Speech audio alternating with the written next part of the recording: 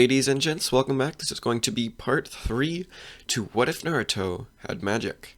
So now, in the last part, we left off with Naruto pretty much defeating Kakashi in the bell test and taking his bells, going through and doing all of his D-rank missions, and then eventually he got really bored of these, so he pretty much stated to everybody that he wanted to pretty much get a higher rank mission because these are really boring to him. So that's where we left off, and that's where we're going to jump right back into the what if. So, Team 7 meets by the gate of the Hidden Leaf Village, and they're pretty much standing there waiting for everybody else to arrive, and eventually Kakashi gets there, and they head off on their mission. So, the first thing that they come across on their mission that is anywhere near suspicious is a puddle that is pretty much there. And Naruto notices this puddle, and due to him gaining the intelligence of the monsters and people that he gained the power from, he would actually have the knowledge in order to be like, oh, this is a bit odd. It's the middle of the dry season, and there's a puddle out here. So Naruto would be suspicious of pretty much in case something or somebody was going to attack. So when the Chunin brothers actually end up attacking, Naruto is ready and already on guard at this moment. So, right even like before the Chunin brothers can seemingly kill Kakashi, Naruto appears in front of them with his lightning cloak.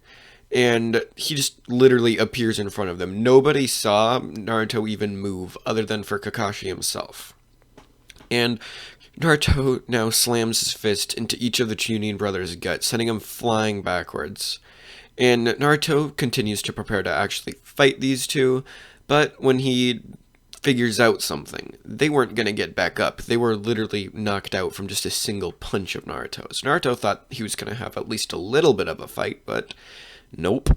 He just knocked him out one hit to the gut. So that doesn't really make... I don't know how he would have done it, but that would have been a really freaking hard hit. So, again, Naruto pretty much easily manages to take them out, and they continue on their journey after sending the Chunin brothers back to the village. So, after continuing along their journey for a while, there's this mist that rolls over. And Naruto turns around to pretty much see a sword that is flying towards them. And instead of what Naruto would normally do, of like dodging and ducking out of the way of this giant sword flying at him, he does something else. He uses his what is it called? His fire cloak, which, as I stated, was a boost to his strength. And he uses this in a mix with his darkness cloak. This doesn't boost his strength at all, but it boosts his speed just a small bit. And it also boosts his durability, because like the darkness cloak boosts like everything, speed, strength, durability, everything like that, to a 2 times multiplier. And the fire cloak boosts his strength, and lightning boosts his speed, or all the things like that. So Naruto actually catches the blade. He turns around, and before anybody can react to the giant blade that is getting thrown at them, Naruto catches it with one hand. And he now throws it back in the same direction that it was coming in. And they hear, "Oh, nice job, young one. You are quite powerful for your age, but you will still be no match for me." And now Zabuza throws the sword once again. This time Naruto decides he's going to dodge it, and the sword gets clunked into a tree. Zabuza jumps on top of the sword, and he pretty much starts his little discussion with Naruto and Kakashi, because nobody else can really do anything against... Sorry, I didn't mean to say discussion, I meant fight. Why did I say discussion? I don't really know. So he starts his fight with Kakashi and Naruto, because nobody else is really strong enough to face him at all. And he would probably challenge Kakashi at first, because he would see Kakashi as more fit challenger for him than this kid. Even though the kid, like, caught his sword, he was just like, eh. He probably isn't that, like, good with jutsu. He's probably just really strong physically. So I'm just not gonna even try at this point. So Kakashi would face him, and eventually Kakashi would still end up getting trapped inside of the water prison. And Naruto would jump in at this, thinking that he has to pretty much stop him from what he's doing. And he would run up to him using his lightning cloak, and this is like faster than like speeds that Kakashi with his like 3 Tomo Sharingan could run at. So it's like he's going insanely fast, and Zabuza's like, "Are you freaking serious? This thing's freaking like Usain Bolt levels of speed right here. Like, come on, bro, what are you doing?" Because again, this is like a 3 times speed boost to his pretty much base form. So Naruto's now running at Zabuza, and Zabuza tries to swing his sword at Naruto, but Naruto is seemingly cut in half by this. But brief moments before the sword actually hit Naruto's body turned into the lightning. And it like kind of just phased through Naruto. Kind of like that ability I said that Naruto would have in the second part, I believe is when I said that.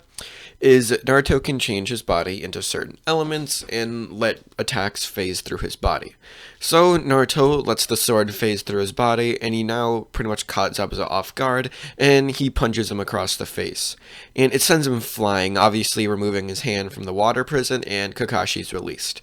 But now, instead of what happens in the original, where Kakashi activates his or uses his Sharingan and pretty much wrecks him, Naruto would ask Kakashi if he could challenge Naruto himself, or if he could challenge Zabuza himself.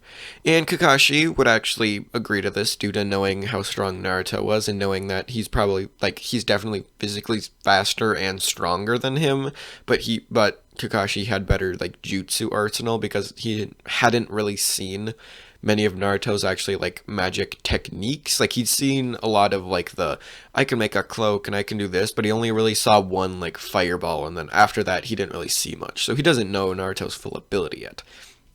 So Naruto would challenge Zabuza, and Zabuza would be on the back burners in terms of speed and strength for the majority of this fight, because like that's like Zabuza's like main thing is that he's like, actually no, it's not. I was gonna say it's his main thing that he's really strong, but it really isn't. Like, I don't know, it really isn't though. Like, so Naruto would be like overwhelming him physically and like speed wise and all the things like that, but Zabuza would be using more jutsu variety than Naruto would be, because again, Naruto doesn't know any jutsu. But Naruto now starts using his mana, his ancient technique that I had him learn in the first part. So Naruto starts off with what he used against Kakashi and just throws a few simple fireballs at Zabuza. Zabuza, thinking that this is just a little tiny fireball, pretty much just tries to like whack them out of the way. But just kind of like what happened with Kakashi, they expand as soon as they're hit. And the compression that like these are compressed fireballs, and now they expand to like sizes of like massive fireballs, like kind of like the not Majestic Destroyer Flame thing, but like, say Sasuke's Fire Dragon, I think is what is it called? I don't remember what it's called, but it's like a massive fireball, each and every one of these, and Naruto sent like 10 at him. And Zabuza's like, holy frick, what the hell are these? And Naruto can do this with pretty much any variety. He can throw like an orb of lightning, which would expand and like completely like shock and cut and sting, and like he can do a lot of different things. Or water, but like his water is a bit odd. It's like the chakra version of it would like hurt, but like Naruto's water is kind of like the water prison, where it would like drown and like not really hurt that much, because again, it's freaking water. I don't know why the freaking water style was so strong. Like, it really shouldn't have been. So Naruto can do this with pretty much everything, including like earth, water, and Naruto can also teleport, and he can do all these different kinds of things, which is like an insane arsenal of different things he can do, and Zabuza would not be able to pretty much memorize and be able to counter each and every one of Naruto's techniques that he has. So eventually, Naruto would actually end up getting serious, and Naruto would charge up a giant fireball in his hand. And again, this is even compressed. It's probably the size of Madara's Majestic Destroyer Flame, which took like, I'm pretty sure like 10 elite like water specialists to block out, and not even overpower, just block this one fire style. And Zabuza would not be able to do the same, because again, like Zabuza's good at water style, but he's not like as strong as 10 elite like Jonin ninja. So Zabuza would easily be overtaken by this, and he'd be knocked unconscious. But when all the smoke cleared and Naruto was looking at where Zabuza used to be, his body wasn't there anymore. And he simply thought that maybe he had like completely like vaporized him from existence, and that he just wasn't to be existent anymore. But Kakashi pretty much told him, he was like, I watched with my Sharingan. There was another foreign chakra source that jumped in, took him, and left. They went in that direction. We're probably going to have another confrontation with them in the future. And Naruto's like, oh, okay, that's cool. And Kakashi wouldn't actually be exhausted as much as he was in the original as this, so he would actually be, this is due to him not using a Sharingan all that much, or at all, really. So he would actually be able to help pretty much train Naruto and all of his pretty much teammates. So during the water and tree walking technique, Naruto wouldn't actually know how to do this, because Naruto hadn't really done anything with chakra. Like, all of his abilities and all of his techniques are, like, literally completely based off of, like, the different mana techniques. So Naruto would actually have really, like, it would be really easy for him to, like, water and tree walk due to him, like, again, he gains all of the abilities of the people that he killed, their knowledge, like their physical ability, their techniques, and he would also gain up the accumulative chakra control. So Naruto would have insane levels of chakra control that he didn't even know he had, because again, he didn't know anything like that. He didn't know he even could do, or he knew he could do things with chakra, but he was like, I don't really see a point to doing it because I have mana, like it's a lot stronger. But he figures that maybe if he combines the two different techniques, that he can make them even stronger than what they are separately. And this is obviously true if Naruto can manage to do it.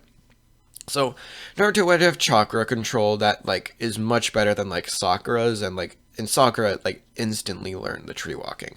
So Naruto would literally do it first try. He would just kind of casually just walk up the tree and be like, oh, you mean like this? And Kakashi would be like, yeah, I guess that is exactly what I mean. And Kakashi is actually training with Naruto, and he's trying to teach him some lightning style, because he's seen Naruto use lightning. But to his surprise, Naruto doesn't have an affinity for lightning. And he's like, wait, so how do you do all of these, like, insanely high grade lightning jutsus if you don't even have an affinity for lightning? Like, your affinity is wind.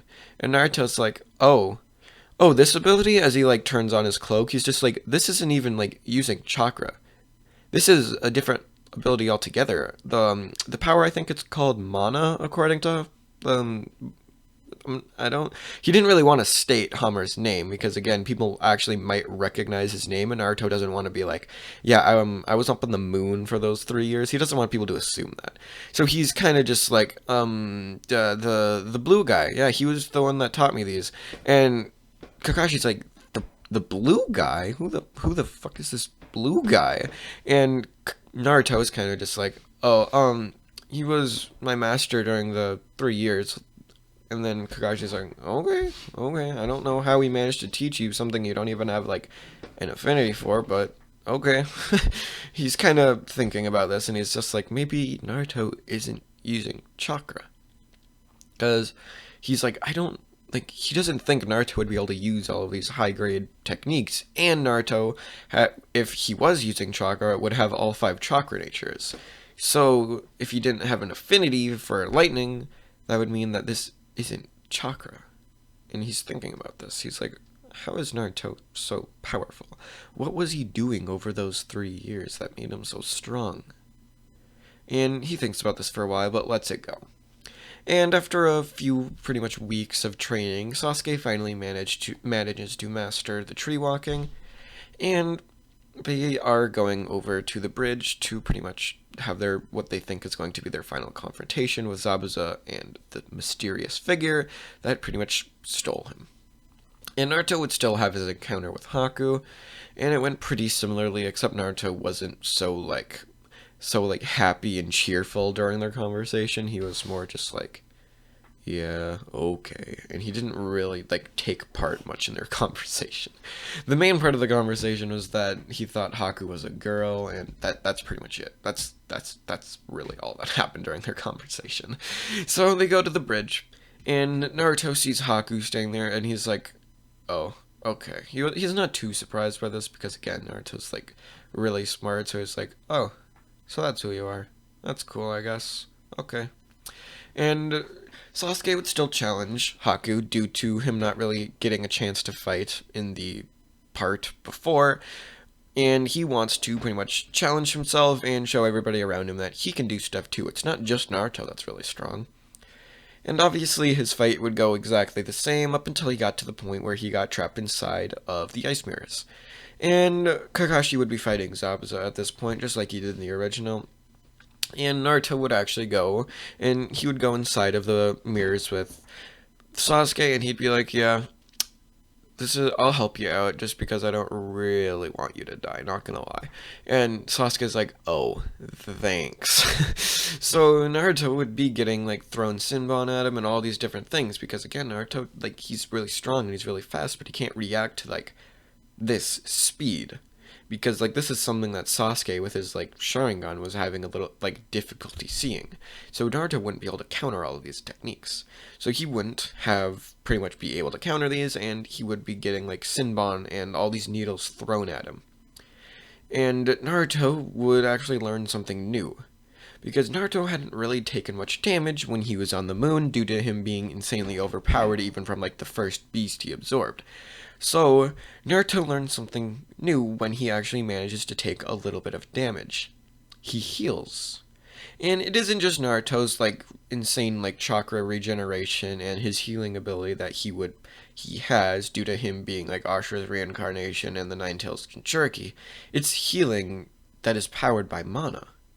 And Naruto's like, "Oh, ooh, this is cool." Like, Naruto doesn't have to use any hand signs or like anything like that. It's like passive healing, and Naruto didn't even know this was a thing. And he was like, "Oh, that's cool. I like that. That's gonna make me really strong. That's gonna make me even stronger than I already am, and I'm really already strong. This is cool. This is good. This is fun." So Naruto pretty much has the ability to passively heal, and it's good. It's really good, like, amounts of healing. Like, it's like, I'm not gonna say it's like hundred healings level, but like it's good. It's a good amount of healing that Naruto would have during this. So Naruto would go inside and he would shatter all the mirrors with ease using his fire cloak. And Naruto would now jump at Haku and pretty much one-shot him to the ground, instantly killing him, because Naruto was like, I'm not taking any of your shit anymore. So this means that Zabuza would die to Kakashi's Chidori, because again, Kakashi, the only reason he didn't kill him was because Haku like jumped in the way of the pretty much fight and got himself killed instead of Zabuza. So Zabuza would die, and the actual gang leader would eventually still show up. Naruto and his team would easily kill them, and they would pretty much head back to the village. So that's where I'm going to leave this part off, so I'll see you guys in the next part. Peace out. Bye.